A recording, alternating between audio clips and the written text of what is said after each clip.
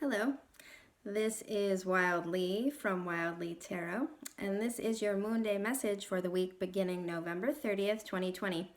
And we are stepping into what I consider to be a really potent month tomorrow. So here we are on Monday, November 30th. We have a full moon today as well as a partial lunar eclipse in Gemini. And the sensation that I'm feeling is that this is really kicking off our month. It's kicking us off into a month of really taking in and integrating this idea of duality. In fact, integrate is really the word that I'm feeling for this last month of 2020. So we have this eclipse today, this full moon in Gemini. The second of this eclipse portal happens on dark moon, December 14th. So we are in this 2-week portal that is going to feel intense. It just is what it is. Eclipse portals are always times in which we are offered an opportunity to do some shadow work, to dive inward, to really be with anything that hasn't been processed since the last eclipse portal or since this time 19 or 20 years ago. We have these cycles that we move through. So as I feel into this full moon today, which is opening up this portal and we'll be experiencing this week, there's a tenderness here. And if we are all collectively diving into some shadow work as we enter winter and as we say goodbye to this interesting and bizarre year of 2020, of course, there's going to be some feelings that arise. There's going to be huge feelings that arise.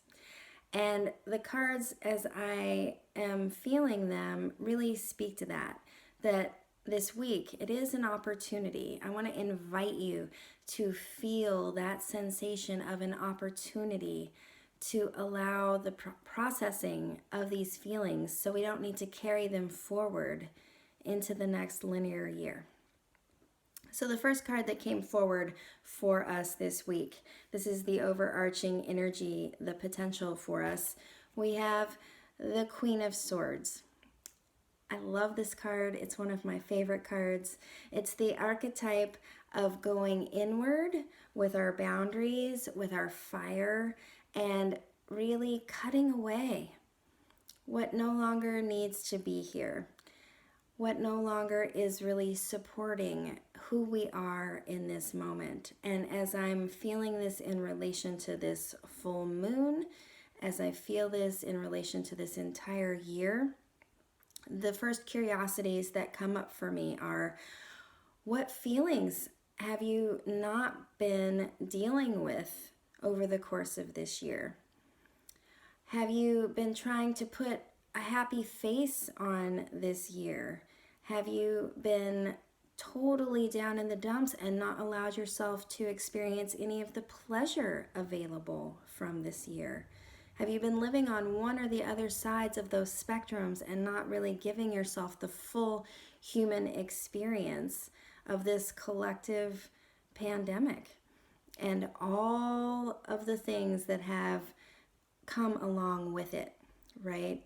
Like, what we are experiencing is so much more than just this virus. We are experiencing collective fear, collective trauma. We are experiencing perhaps loss of job, decrease in funding in our income, or perhaps even an increase if you received money from the government and from the state. You may have made more money this year than you ever have, which has put a significantly different lens on your experience. Perhaps you really enjoyed having the huge pause in the struggle and working, or perhaps you've been beating yourself up with shame and guilt because you didn't take charge and use your free time as you had wanted to, or as you are supposed to, or you should have, right? There are so many different ways in which we could have digested this year. And as I feel into the Queen of Swords, this archetype is suggesting to us that we take a good hard look at all of it, at the full reality of our experience, and digest it. We integrate it. We decide what lessons we learned, and there have been many. There have been many on a personal and collective level, at least in this country, and I am sure worldwide. Take these in, allow them to integrate, allow ourselves to expand our capacity for nuance, to expand our ability to hold the both and of life, right?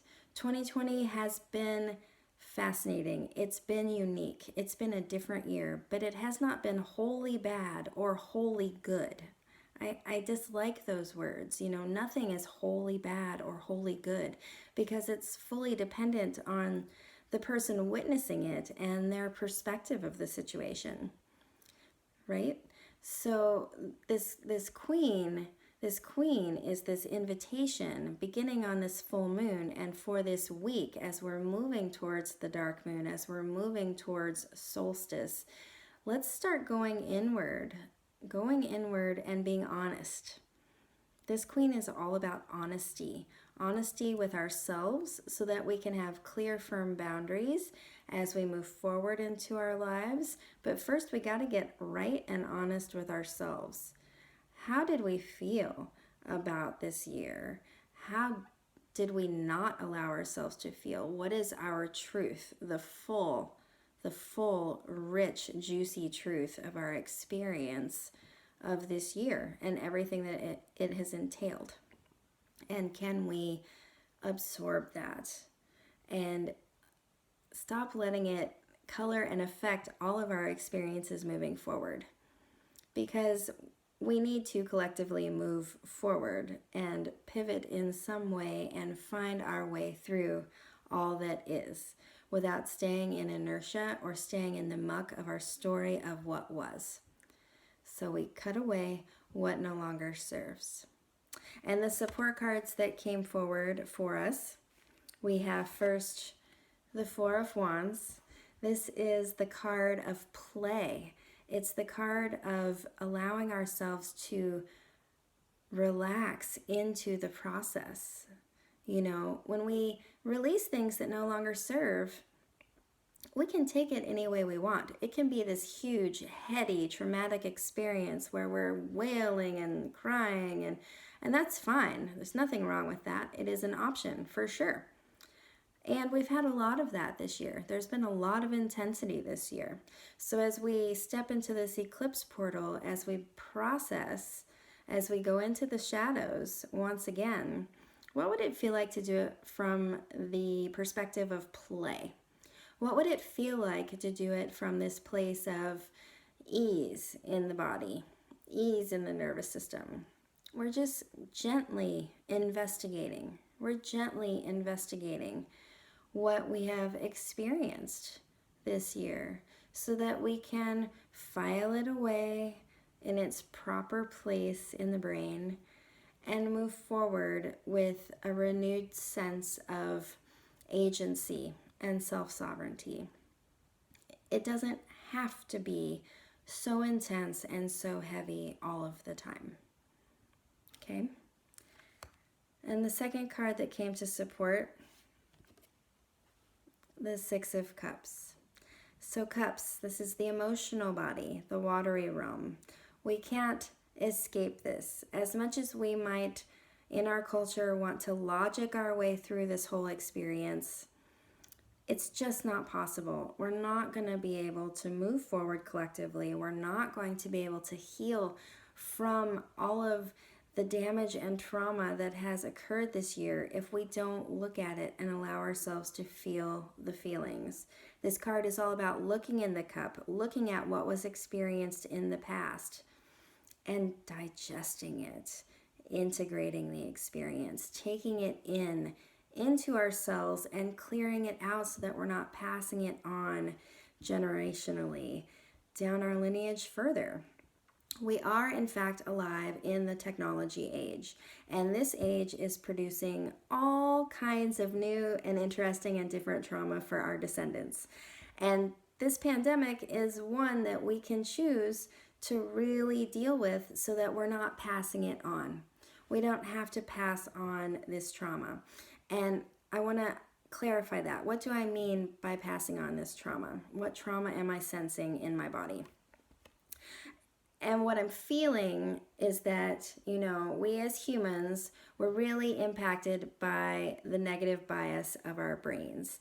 It takes a lot of positive reinforcement for us to feel safe and comfortable in new situations. But our brains are hardwired so that we get one negative experience, one negative interaction, and that gets hardwired quickly to keep us safe, to keep us secure, to keep us from eating poisonous plants or facing off with a deadly animal. That is the function of the brain. And what I'm sensing in my body here is that if we don't really tackle this head on, we could be moving forward as a collective in a species that is subconsciously and unconsciously deathly afraid of one another.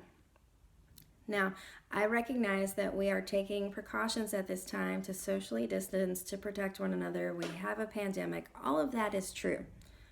No question whatsoever. And what is also true is that our negative bias will use this experience and will play against us in the future when there is no longer a pandemic to be afraid of. My sensation is from the Six of Cups and the Queen of Swords that it is really, really important, especially during this eclipse portal, that we look at the belief systems that are being formed subconsciously during this year, during this experience, and really encourage ourselves and invite ourselves and those in our circles to not allow fear to settle in on a full-time basis. We, as an American culture in the United States, we're already so deficient in physical connection, in the ability to hug one another, to be close, to hold hands, to touch. It's already been relegated into a very, very small bubble of your one intimate partner and perhaps your children when they're younger. But it is not standard protocol in our culture to be physically loving and intimate in a non-sexual way, much less to be vulnerable, to be really connected with those around you. We were just really beginning to see a shift in the collective narrative to talk about grief, to talk about vulnerability and shame, and to really be present with one another in those ways. And this entire experience has truly taken us backwards in that progression. So what I'm sensing here for this next 2 weeks and for the month of December, really the end of this year, is this call forward to sit with that and make sure we're not taking that taproot of fear forward with us into the next linear year. We really want to pull that out and make clear, defined boundaries in our mind that is not the now forever. It is simply this moment in time that we need to be so on guard and distanced from one another. And I finally was called to my Threads of Fate Oracle deck for one more support card for us for this week. We have Share Wisdom. And the medicine of this card is that wisdom comes from moving through hard times. Wisdom comes from having to protect, to move through adversity, to fight, to be in discomfort and lean into it and continue to show up. To continue to show up even when things are not what we prefer. In doing that, we gain wisdom. Wisdom comes from lived experience. And so I'm sensing this card as just this little pat on the behind, this affirmation that if we really frame our experiences in a very concise and thoughtful way, we can walk out of 2020 not with a lot of baggage and heavy story, but with deep, abiding wisdom, with a legacy that is worthy of passing on instead of trauma.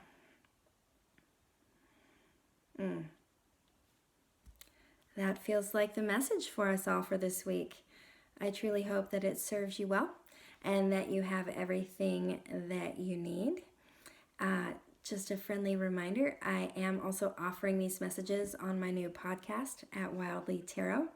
Please check that out if that is an easier way for you to receive in an audio format. I would love to see you there. Otherwise, take care. Be really tender with yourself.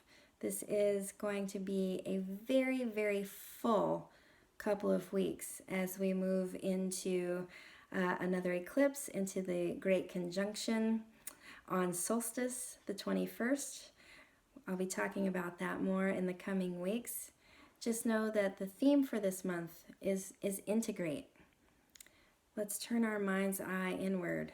How can we integrate as much of our lived experience as possible so that we can be lighter and more free moving forward?